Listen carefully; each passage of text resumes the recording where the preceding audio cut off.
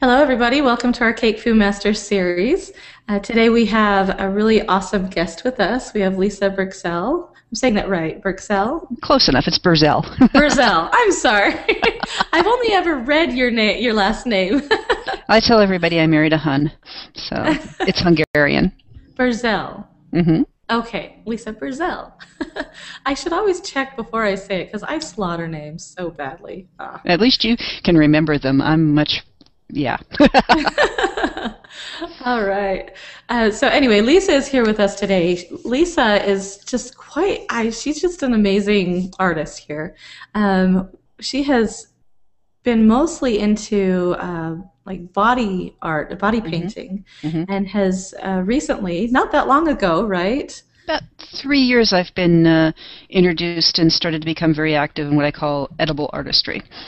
Okay, great. Yeah, so just not too long ago, but long enough, she has transferred over into the cake world, the edible art world, and does a lot of that kind of stuff now. And her skills are just unbelievable, unbelievable. You just have to see some of the work that she does. I mean, look at this picture right here. I mean, absolutely spectacular. So we're going to talk about a little bit of what she does. She has a technique that she created herself, which is pretty amazing for being so kind of new to the edible world. And so, yeah, let's talk a little bit about your past. You said you started out as a mechanical draftsman. Yep, my formal training was as a machine draftsman. My summer school jobs were coming to California and doing illustrations for the family business, which did military technical manuals. So my whole background is very precise, very clean, plan for the plan of the plan. And the older I get, the more looser and freer and the more abstract I finally have been able to become. I've always envied people that could be very abstract with art. It just is, to me, it's mind-boggling. But well, with something, it's a learned. With some people, it's a learned thing. Yeah. Yes. Yep. I know for me, it kind of is. I think I'm more of the. I don't know. Well, I don't know. I can't decide. I'm more analytical. I don't know if I'm analytical or not. Yeah, I see everybody is most of my students are either in one camp or the other, and each has their strengths, and my goal is to try to find that middle ground, because the discipline and the technical is required for clean execution, but the creativity flow is just being able to play around, mess around, make mistakes. That kind of freedom is really, really important. It is. So, yeah. I guess then I would be more on the analytical side, because I'm very symmetrical with everything I do. Everything has to be clean. Yeah, I have a hard time with letting things just go. It's like learn the rules so that you can break them. Exactly. And so, as far as your artistry goes, you've mostly been self-taught. So, yes. How did you get into what you do now? Well, I am a full-time artist. I do a lot of graphic work on computer. I still airbrush the occasional motorcycle or Corvette. By airbrushing on hard surfaces, that was my relief and my creative outlet, because on the graphics side I'd moved myself up through the chain of command up to being operations managers at advertising agencies, which means I wasn't being very creative. I was telling other people what to do with their creativity. So that was the outlet.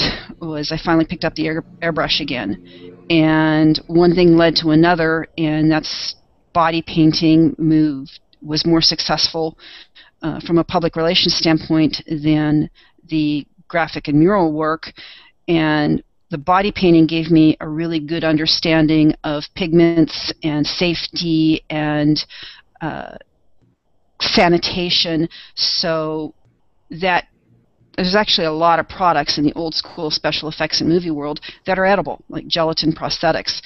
So when I was finally introduced to the culinary world through an ISIS convention in Chicago, where I met Chef Rubber and a lot of other great people that were very excited about the aesthetic that I could bring in from the makeup and special effects side of things. So it's just been a really, really good synergy. And I still to this day mix and match and go cross all the mediums back and forth because they all relate, believe it or not. So that's the short story of it. Awesome. That is so great. You know what, you guys, if you could just sit with Lisa and just pick her brain for, 10, 15 minutes, she knows so much. I got a chance to spend some time with her last weekend, I guess, and the weekend before that. So I actually met her 2 weeks ago in San Diego for the first time officially, and just wealth of information. So just hopefully we can pick your brain just a little bit today. It's not a problem. Yeah. I'm here to share because, again, as you see by the last bullet point, the first time I picked up an airbrush, there wasn't this source of information available, and I didn't know anything that I was doing. Did everything wrong. Had a very expensive piece of equipment that sat in a drawer for 10 years, and I picked it up again. And more information was available, and the world opened up to me. So what if I can pay it forward and not have anybody else have to go through that frustration?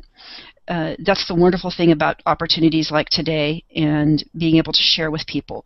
And the downside is because of all this wealth of easy information access, there's a lot of bad information out there too. So I work very hard at being an advocate towards safeties, protocols, good information. And it just, again, I want to give back because there have been a lot of people that have been there for me. Awesome. That's good to hear. We need more people like you that are willing to share really good information. So this is awesome. And by the way, if you guys have ever the opportunity to come out to Las Vegas and take a class at Chef Rubber with Lisa, her airbrushing class I took, it was amazing. I feel like I can just go and do just about anything with airbrushing now. So definitely a little plug for you there, Lisa. It was really spectacular. All right. Okay, so we are going to talk about a really cool technique that you have created. It's wafer paper, and how you sculpt that and work with that. So I had never heard of this until you had brought it up last, in San Diego. I never knew this technique existed. So can you explain to us first what wafer paper is and things like that? Well, wafer paper is a mundane item. It's like a flat sheet of paper that's made out of potato starch and rice flour, and it's been traditionally used just as a base for nougats in confectionery and candy world. It's just been this very lowly, very mundane thing. You will have seen some people that, you can paper punch with it, you can crunch it up and do a few things, and people have been cutting it up to make feathers, but it's always been just using it as a flat sheet. If you try wetting it, it just turns into a gummy mess. So being able to do the molding and the more structured work that you see in this particular illustration, it took about a week or so to figure out something cool to do with it, and then it took 6 months to figure out how to make it a practical technique. So most of the R&D that I do, it's like, here's this cool thing. How do you make it relevant? So the image that you're looking at, all the flowers, all the leaves are wafer paper.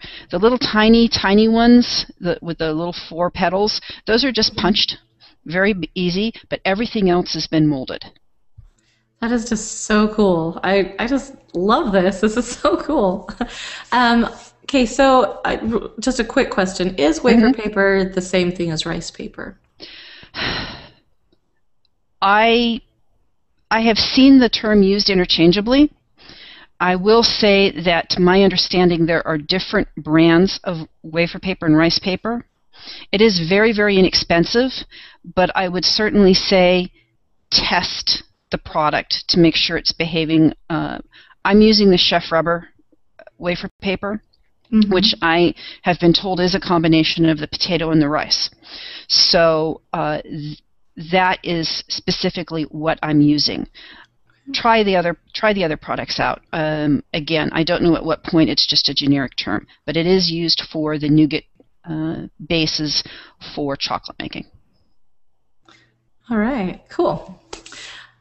Okay, so I guess I'll just let you go ahead, and anytime you want to show something, just let me know, and I'll put your screen as the main screen. Okay, well, let's just go into the next picture then. Okay. Oop, dries quickly. Oh yeah, here we're talking about why this is such a great thing. All right, the wafer paper is very, very, very inexpensive, and the tools used to do molding are inexpensive. We are using half of a press mold for flower making, petal making, and leaf veining. So it's something that a lot of artists in the culinary world already have. It's an investment they've already made. These flowers are extremely light. The big flower that you see at the bottom is probably about 2.5, 3 inches across, and we're talking about a weight in the order of a couple of grams. That dragée, that chocolate dragée in the center, weighs more than the flower petals themselves. It's very light. It's flexible. It remains. It has some spring to it, so you can fold and smush things around a little bit to get things to fit. And it likes humidity. It doesn't go soggy. It doesn't melt unless you get it literally wet with water. So there are a lot of advantages to traditional flower making. What I do stress, though, is all of the wafer paper, everything you're going to be seeing today, is an add to. It's a new technique to add to what you already do. This isn't intended to replace anything. I mean, a gum paste rose is always going to be exquisite. So can I make a wafer paper rose? Yes, but rather than take the time to do that and assemble, I've already got the skill set to make a rose. It's gorgeous, so I'll put the energy into just the leaves or filler flowers. So again, it's another tool. It's adding to. It's not replacing anything. That's good. I was just about to ask, should you transfer over to this and just forget about, so. That would be a shame, especially it denies you the ability to combine techniques and layer. Layering a gum paste with a wafer paper and then doing some roll icing piping. Anything that layers techniques is going to look more interesting than a standalone. And that's my aesthetic, is I like layering. All right. So tell us about the way that the wafer paper works, and Okay. how that works into how you do things. Okay. Wafer paper comes in a sheet, and I'd say go ahead and switch the camera to me, and I'll pick up a few little things here. Let's see. Okay. Let me check really fast to make sure that this is working. Okay.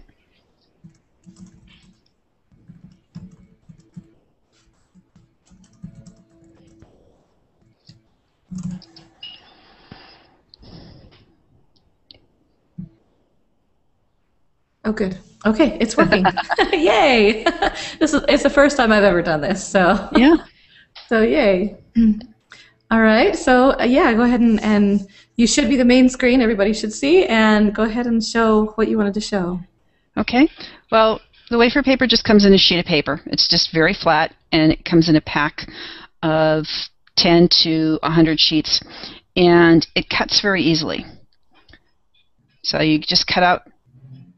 I will set a little cardboard template for all my leaves and petals, or I'll punch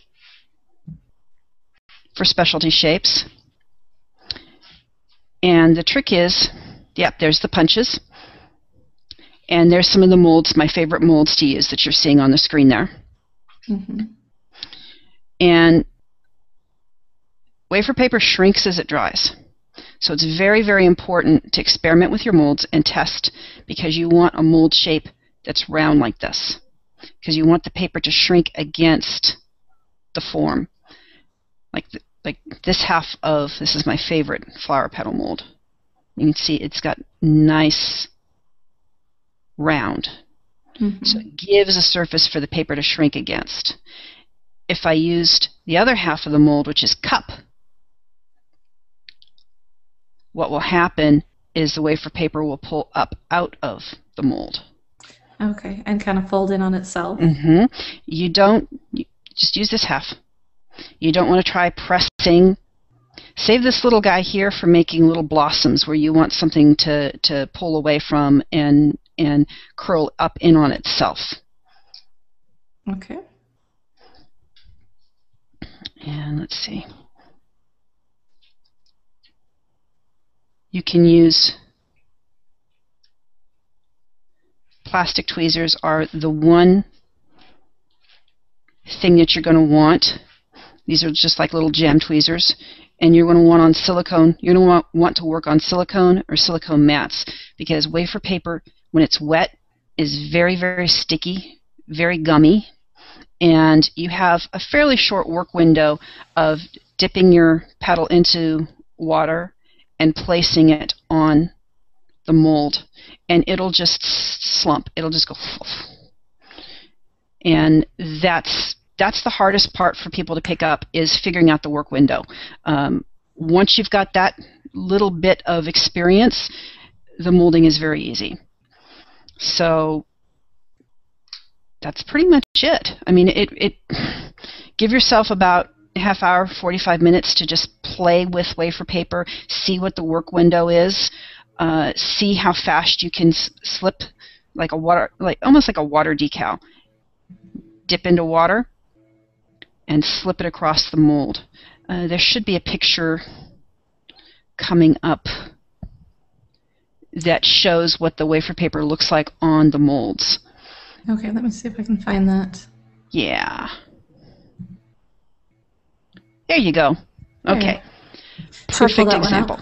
Yes, perfect example. You can see at the bottom, those are leaves.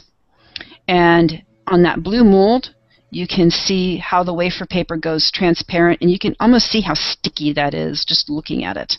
You just set the paper on that mold and just let it dry. That's pretty much it. I will use a dehydrator to dry quickly, or I'll put it under a heat lamp from a chocolate warming box and let it dry on its own. It dries, a leaf can dry in 5 minutes. A full petal arrangement, because there's more water involved, takes a little longer to dry, maybe 7 to 10 minutes. If you're in a dehydrator or under the lights, it'll dry even faster. If you're working with warm molds, it'll dry faster still. So that's another advantage of this technique, is it's very fast. You can cut out a petal, mold, dry, airbrush, and assemble a flower in half an hour. Okay, great. The best way to go is assembly line, is just process. Boom, boom, boom, boom, boom. I will cut out a bunch of shapes and have them at the ready. The molded pieces like this, I'll mold them up and I'll throw them in a box, and no desiccant required, and just store them until I have a project, and then I color per the requirements of the design and assemble. So they last for forever. Awesome. Pretty much. Yes. That's great. Okay, so another question. Can you use anything other than a silicone mold? Try. I know that if you're working on aluminum, like I do cherry branches, and I'll use an aluminum armature, but you've got to have a lot of oil on that. The wafer paper likes to stick and adhere. It really does. I I've tried it with some plastic molds, but you're going to have a mold release agent of some sort, whether it's PAM or cooking spray. It gets a lot messier to work with, but try. And it's like with all the molds that you're looking at. You see the shape of the molds there that I'm working with, but some molds work better than others, just like anything else. See what they do. Wafer paper likes to be organic shapes. Each one of these petals, each one of these leaves is going to dry slightly differently. So as soon as they dry, they already have the individuality of nature. This process doesn't like to be highly structured. Lots of tight right angles, or just let it be nature. That's what it wants to be. Let it work with what it wants to do, and you're going to be a lot happier. Awesome.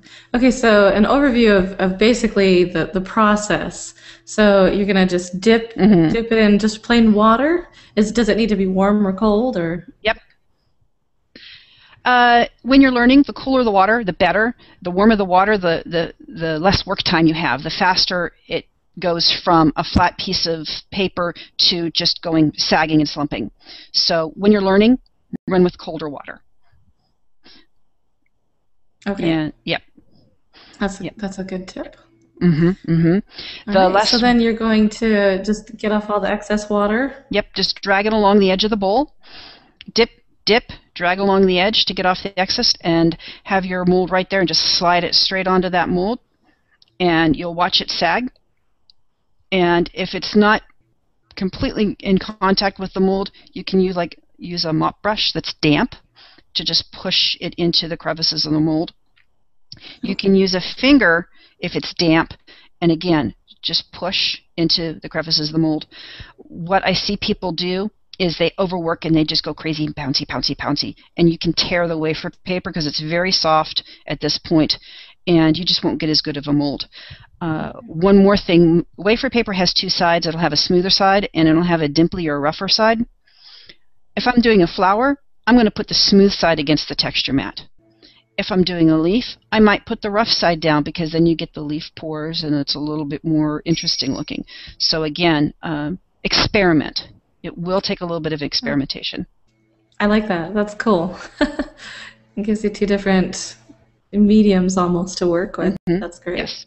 And I saw in the last slide that once it's set down, you don't want to move it, right? Nope. You can't pick it up and move it. Again, it'll just be gummy, worse than a wet paper towel. You can pull it off and put a new petal on. If it's already touched another petal, just let it be. Although, if it's not the prettiest mold in the world, put it at the bottom of a flower, put it at the bottom of a design, let it be bulk for something else. The really, really pretty stuff, or the pieces that came out really nice, set those aside and reserve those for your heroes.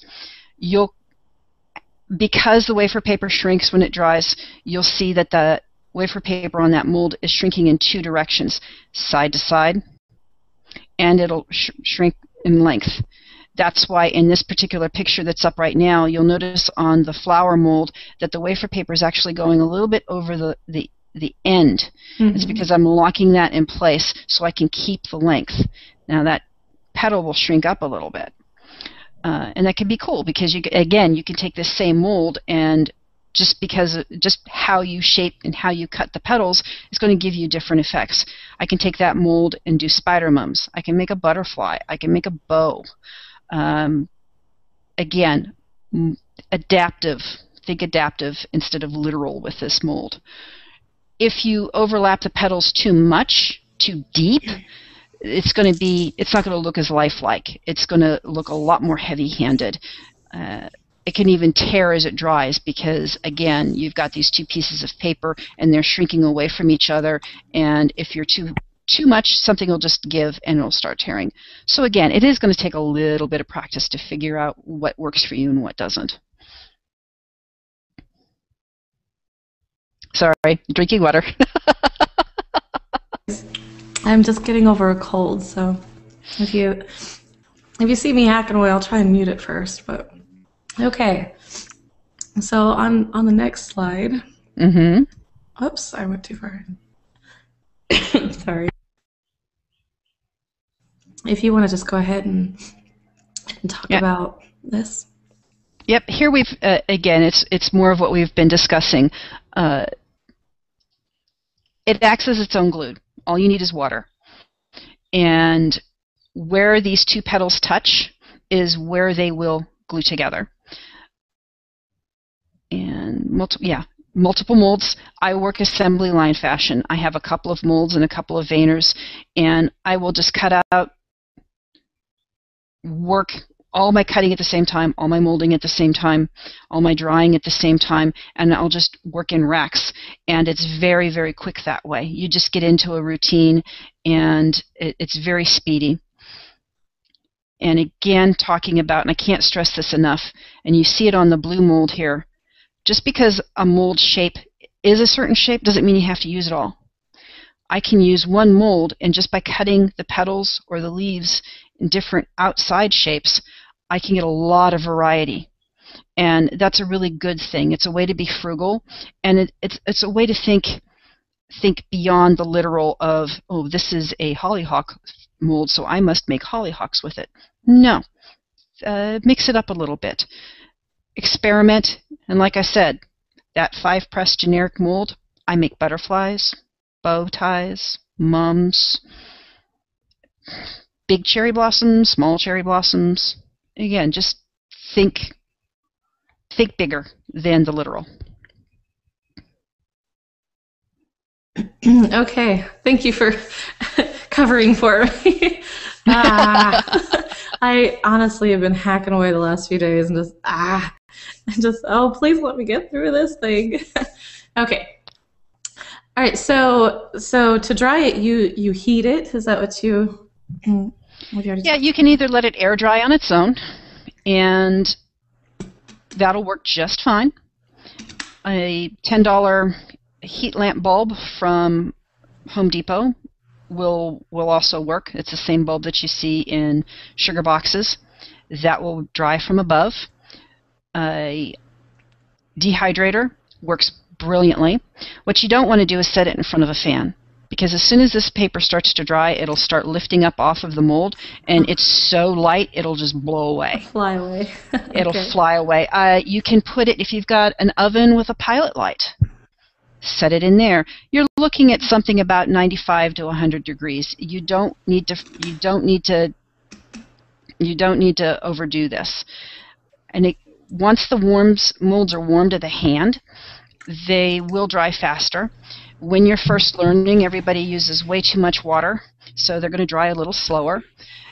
You can watch the wafer paper dry. It goes from that almost clear, transparent, gummy mess on the blue to where on the flower mold you can see it's going back to white. Okay. So if it's completely white, it's dry. And you can watch, it'll want to stick to the mold a little bit if it still has a wet spot.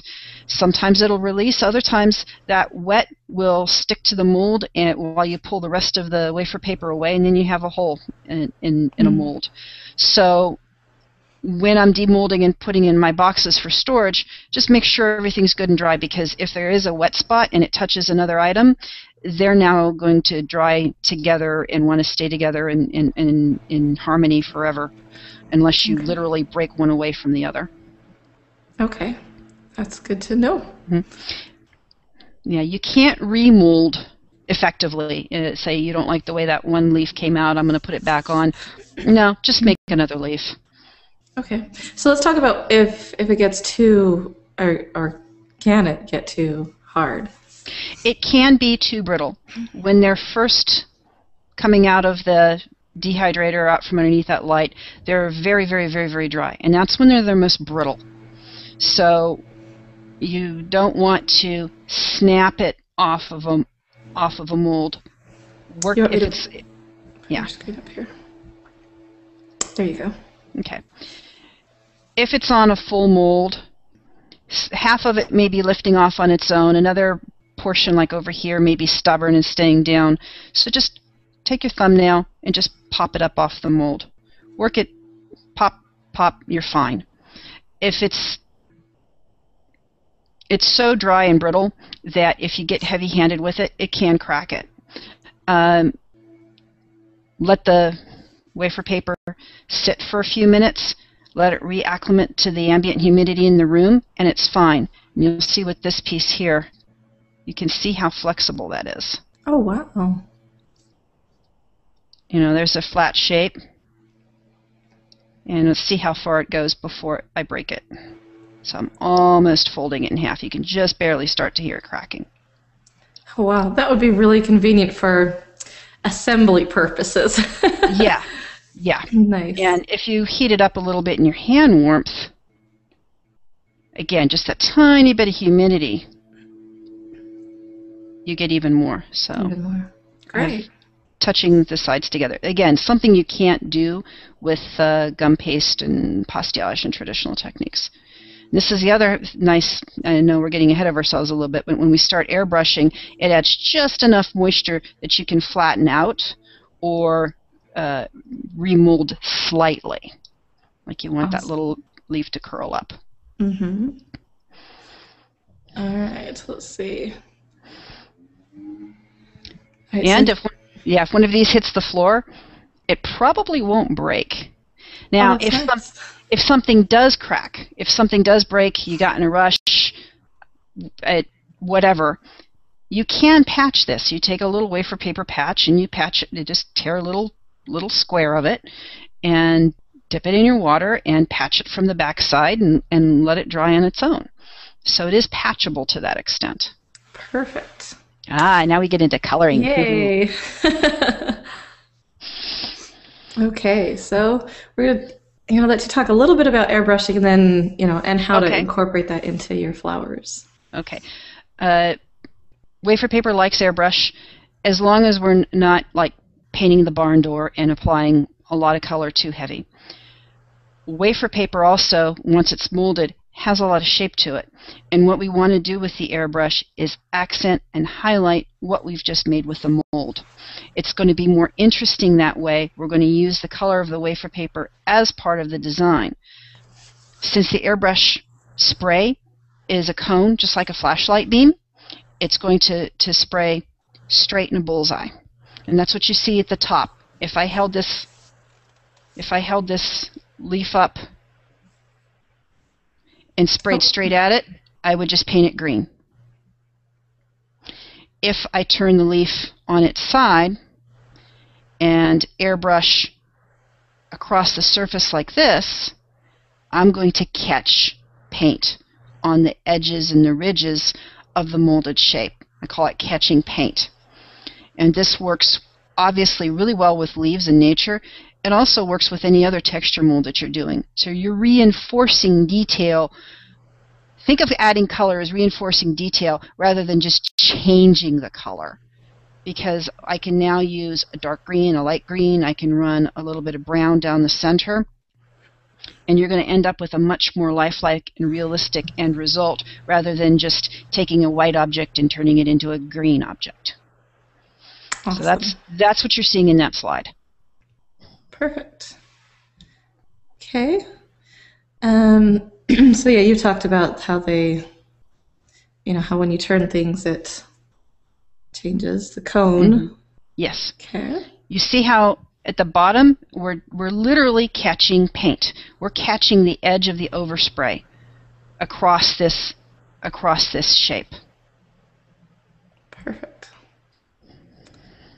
Okay. All right, so here's our leaves. Yes, you can see that's a really good example of how I'm spraying flat and I'm bringing up that leaf into the spray, just on the bottom edge of it. I'm shooting across it, not at it. This is a great picture, by the way.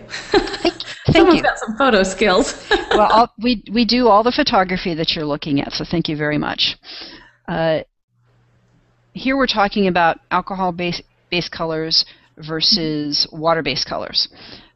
We're molding with water. The water-based colors go on very nicely, but you got to be light with it because, again, you get this too wet, you've got a gooey piece of wafer paper. These airbrush colors are so pigmented that you don't need a lot of color. The alcohol-based color that I'm using is the luster. And it has just enough alcohol in it and some other ingredients that it encourages a very, very rapid evaporation of the moisture. So it acts as a kicker. It just is very quick.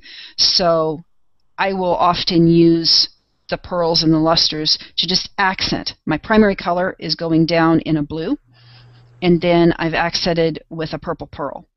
Or with this leaf, I've done my primary colors, and then I'm going to come in and just give it a tiny, tiny kick of like a leaf or a mint green.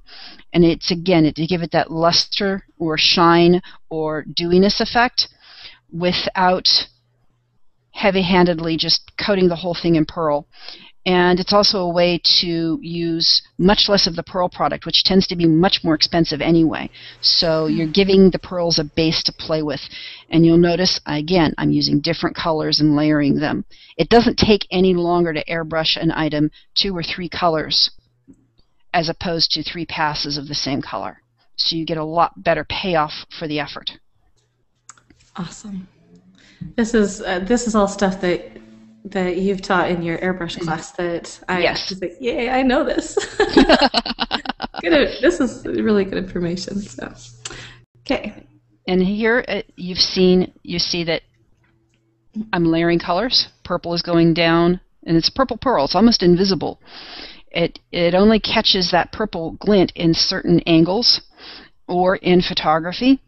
And I've also airbrushed across. I've caught paint with that blue. That's why you see the ridges so well where the tweezers are.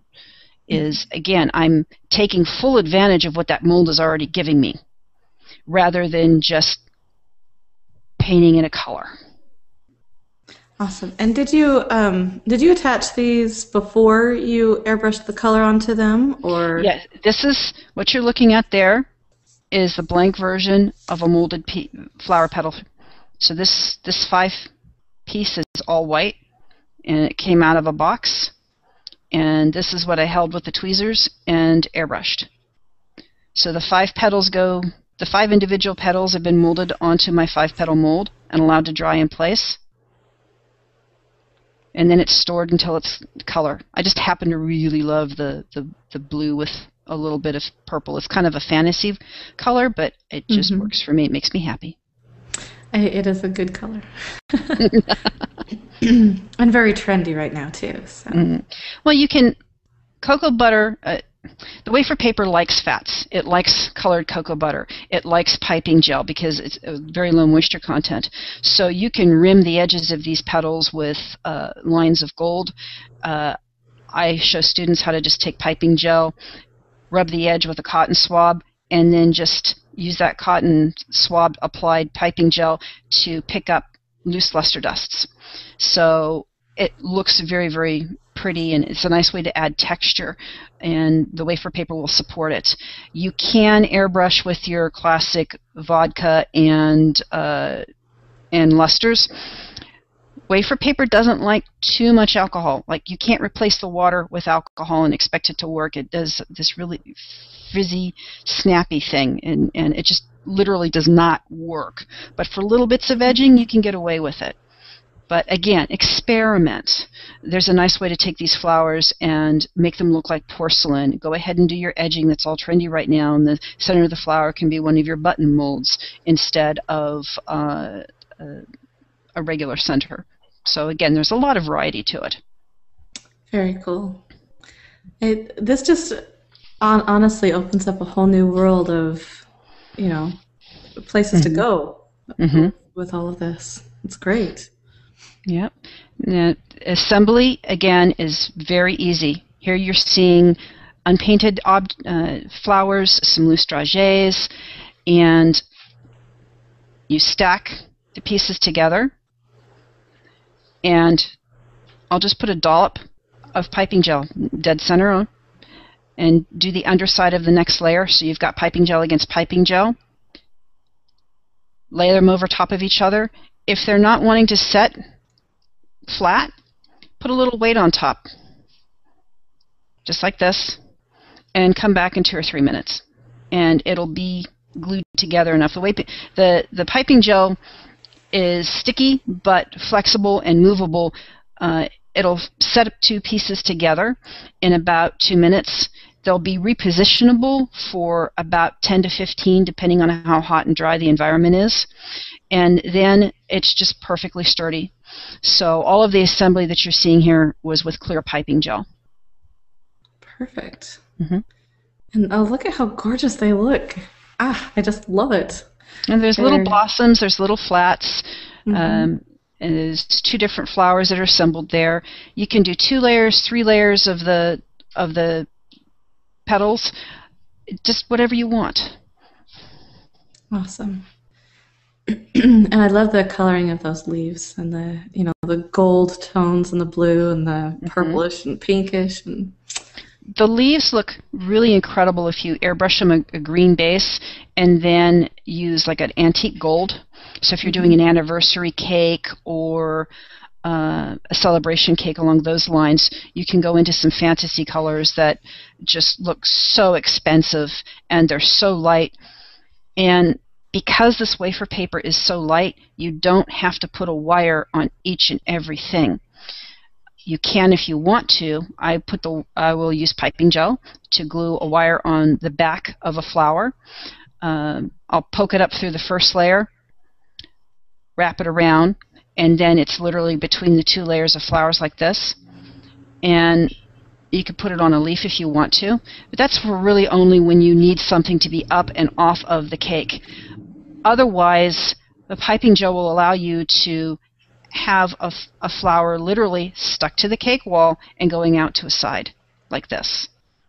And it's so light that you can do things that you just can't do with the conventional weighty pastiage or gum paste flowers or leaves.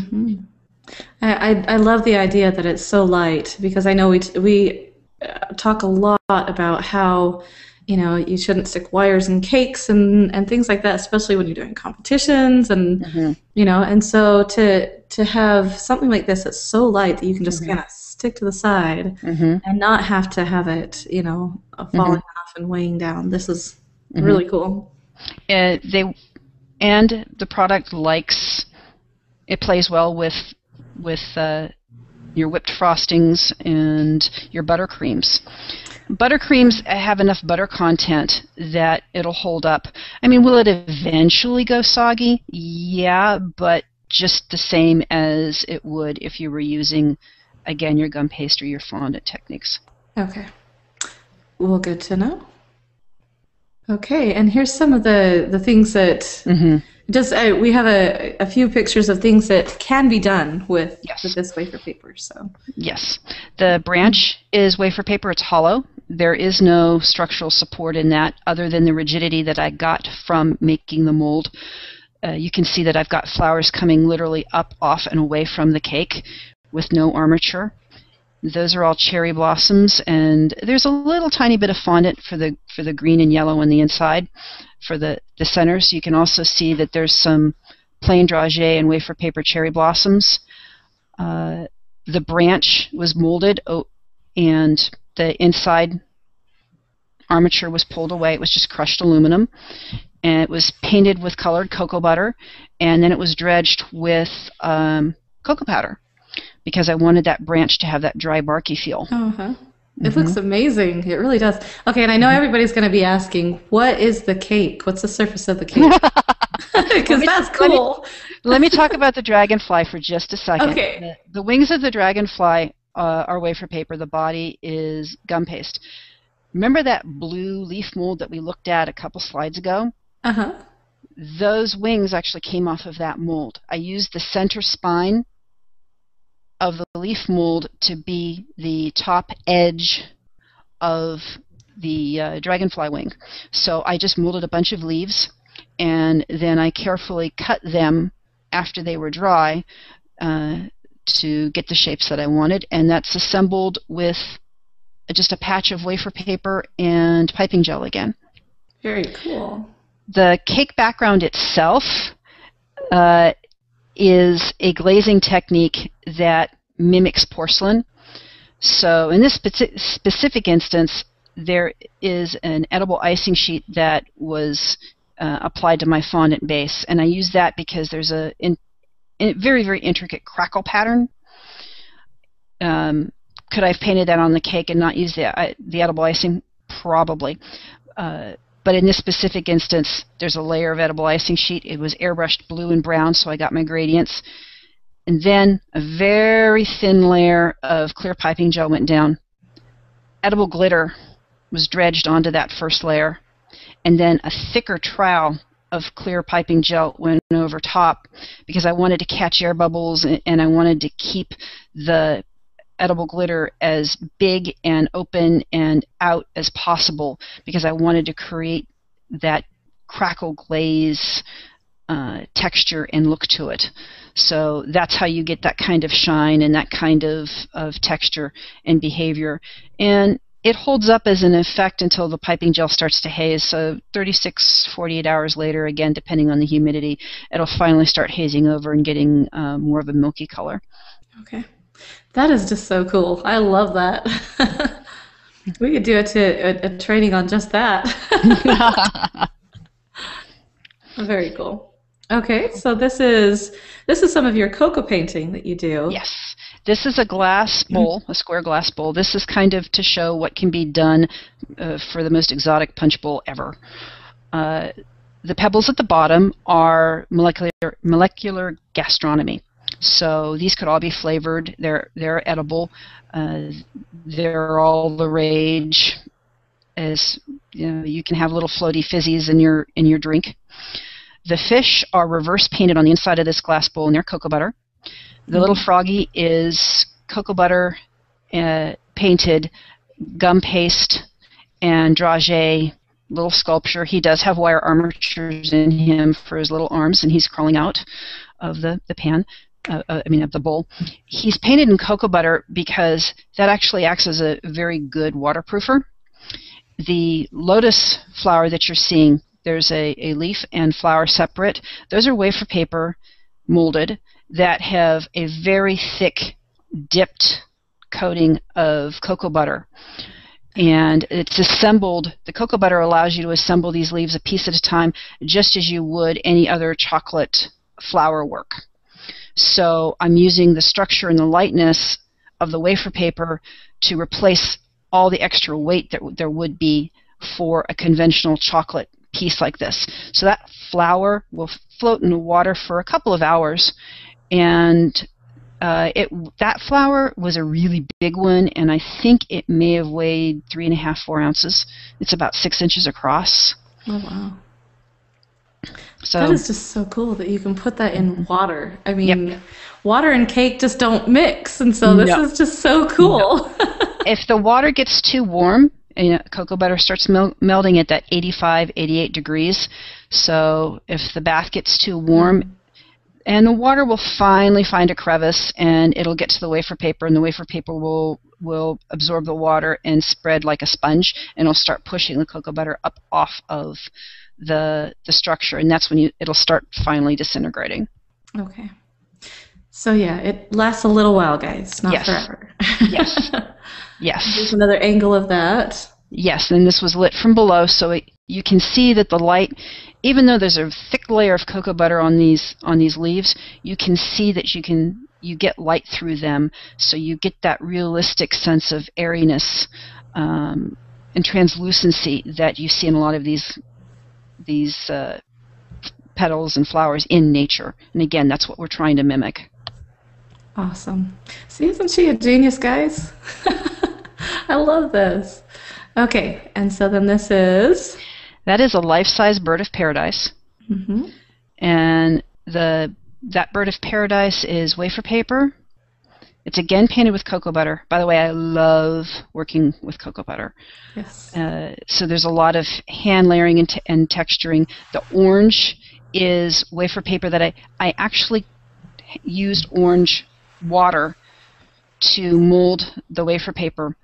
For whatever reason, pigment in the water affects the drying process and it affects the end result. It's stickier, gummier, longer. It dries a little thicker. It has to be a pH or a chemistry thing. So if you want to experiment with turning your water a color first, go ahead, but understand that it's going to behave differently than just plain water.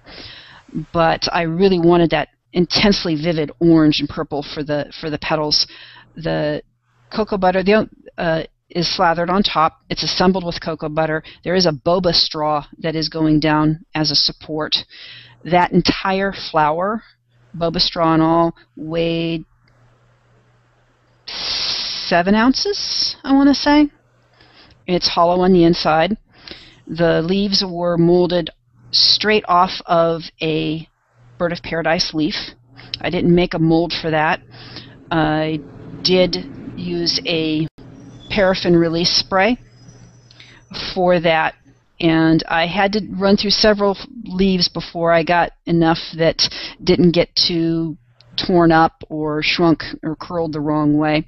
But those are all wafer paper that you're seeing there. Spectacular. Okay, and this, you demonstrated this at the San Diego show a couple of weeks ago. This is so cool. Love it. This flew to Austin for their show, and I was very fortunate there. The piece did very, very well, and it survived the flight there and back and the trip down to San Diego because, again, I was invited to display the piece there. So there's another water lily wafer paper piece there, and it's about 6 inches across, and again is weighing, I want to say maybe 3 ounces, and half of that weight is the cocoa butter. The cocoa butter on that flower is much heavier than the actual wafer paper that was used. Awesome. Okay, and so what are these fish standing on? That's 3 tiers of Isomalt. And the fish, I created a rubber stamp, and I actually just finished a how-to for American cake decorating for this, so I'm very excited on that side.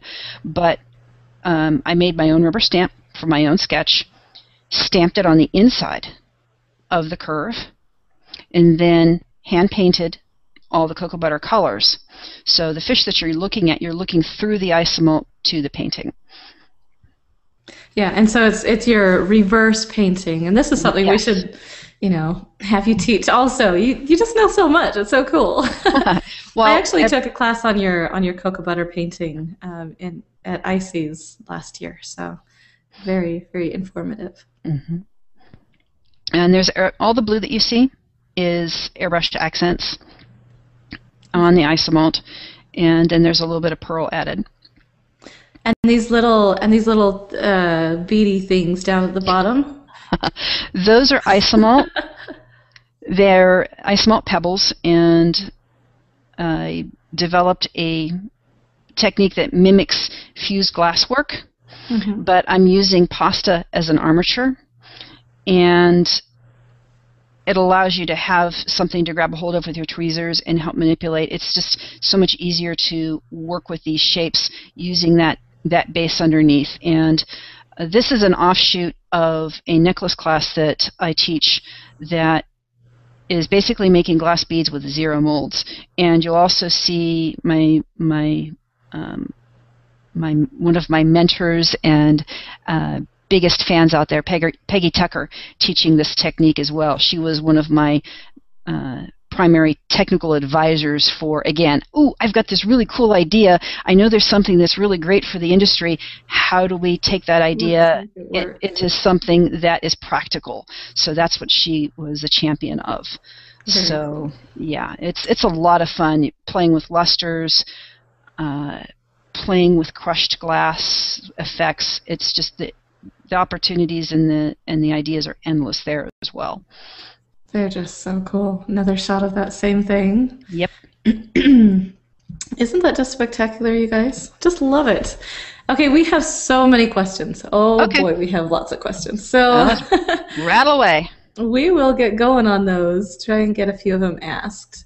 Okay, let's see.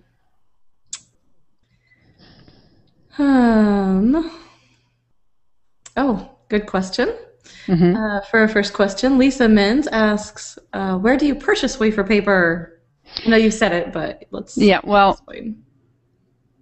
All the supplies that you're seeing me use on this particular piece, the colorants, the airbrush colors, the lusters, the wafer paper itself, were from Chef Rubber.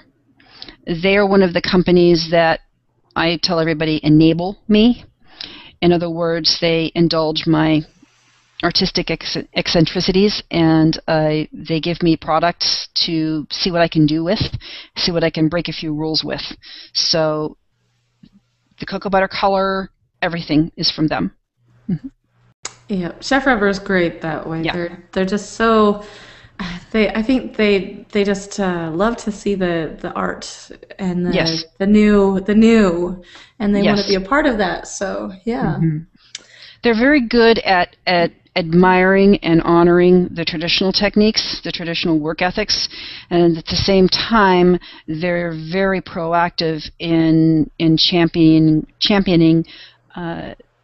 new and innovative techniques. Again, humble, lowly wafer paper. That's almost a throwaway, almost a necessary evil to have on the chocolate side. And all of a sudden you can do these things with it. That's what they wanted to see out of people. Yeah, that's what they want to foster. So I'm very fortunate on that side. That was great. Okay, let's see. Veronica asks, can you dry brush it with petal dust, or can you vodka plus petal dust to color it? I have had students tell me that they can dry brush. It's not a technique that I use a whole lot of because I have my Grex airbrushes and I really like to airbrush. So I don't know how strong the color transfer would be, but I do know that it can be done. As far as mixing your petal dusts with vodka in painting, yes, it can be done, but I would restrict that to accent work, because if you took a molded flower piece or a leaf and just dipped it into a vodka and petal dust mixture, it would just disintegrate. It would crumble and disintegrate because of the alcohol content. Awesome. There are quite a few questions asking about the strength of this. You want to show them again what you did with that flower? Sure. Okay, I'm going to move slow so the camera's not freaking out. Here's a flat 5-petal that was molded off of this mold.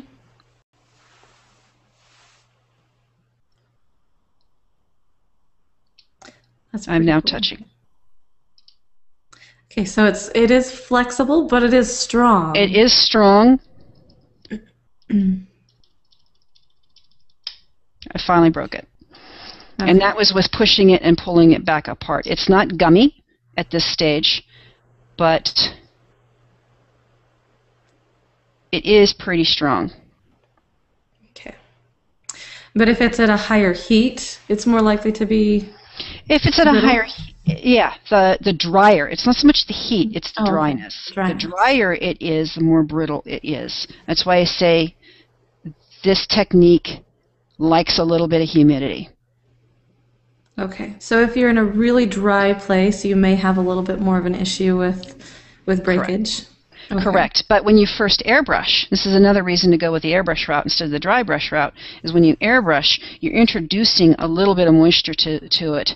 So if you airbrush and then assemble, everything's still just a little bit more flexible so that you can weight those two layers together until they glue. You can also add a little bit of steam to a flower, a leaf base, if you want it to curl just a little bit.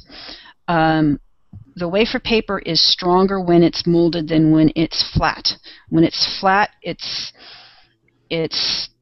more porous. It has a grain to it, just like paper. But when it's molded and it has a chance to reform on that shape, you're using the engineering of that shape to impart structural strength. Just like in car and automotive making, you take a flat sheet of aluminum and you press mold it into the hood of a car. The hood of a car is going to be able to stand and bear a lot more weight and have a lot more engineering support structure to it than just a flat sheet. Awesome. Okay, here's a quick one. Does it come in only white, or does it have to be colored? Yeah. Does it come in colors? It comes white because, again, this was originally designed to just be a support for nougats. I have seen people run the wafer paper through the edible inkjet Cool. machines. So you can print on it. Again, it's kind of soft. It's going to be a little bit more brittle because of the alcohol content in those inks. So you can do that. Now, whether or not you could take that printed edible ink sheet, cut it, dip it in water, and mold, I don't know. I haven't played with that. Somebody try it out and tell us. Exactly. Okay. Let's see. Someone asked, can you attach floral wires to the petals? Yes, absolutely. What I would do is push a wire up through, just bend a loop, and pull it back down so that you have a circle of wire on the top and your stem coming down the center. Then you can add your second layer, and your little wire bed is completely hidden. You have your wire coming down. That works quite well. You can take a leaf and attach wire, just again, piping gel, and set the wire curved, set the wire against the shape, let it dry in place. I would use the cloth wrap, that the thread wrapped, because that gives the piping gel something to sink into, and it makes a better bond. If it's just the plastic coated stuff, it doesn't work as well. Okay. And you'd probably want it to be pretty close to the same color that you're working with. So right. Either white, or if you're doing leaves of green. Right. And since you don't necessarily have to wire each and every leaf, you can get away from having to do the green floral wrap as much. So you can end up with a much lighter and much more refined wire stem than, again, traditional techniques. The little green leaves that would be on the bottom of the flower, again, those don't all have to be stemmed because they can be glued straight to the bottom of your flower base. Perfect. All right, and Debbie Beasley asks, and this will have to be our last question, I think, because we're running over a little. She says, if you overspray and the flowers or leaves become wet, where do you place them to let them dry without taking on another form? Set them on a sill mat. If they go completely soggy flat, that's it. But if they're just a little softer than you want, just set them on a sill mat and let them dry out until they get the level of softness that you want for working with. But again, because the wafer paper is so inexpensive, if something like that happens, just grab another one. Awesome. All right, and here's a little bit of information on where you can find Lisa. We have one class that you have coming up at the Cake Cottage. That's there in San Diego. Well, Murrieta, yep. It's Murrieta, which is close to San Diego. Yes. And then your website is battledress.biz. Yes, there's a lot of body painting on there, and there's also pages for some of the culinary pieces too. Yes, I've actually been on your site. It's very cool stuff. Hopefully it wasn't too scary for you. There's some really interesting stuff on there for sure. Awesome. Yeah, I am a bit of an odd duck. Well, a lot of cake decorators have the same type of interest, and so I think it would be fun for everyone to go look at it. If there are additional questions and they get routed to me, I'll be more than happy to answer them. I am on Facebook, and I can, again, it's ask away, because if one person has a question, that means 10 or 15 other people were thinking of it too. So yes, obviously. Okay, well, thank you so much, Lisa, for coming and joining us today. Thank you guys for listening. I apologize for my cold, and hopefully it'll all be gone by next week, and I don't have this problem. So anyway, thank you so much, and I hope you guys enjoyed the training today, and we will see you next week. Bye.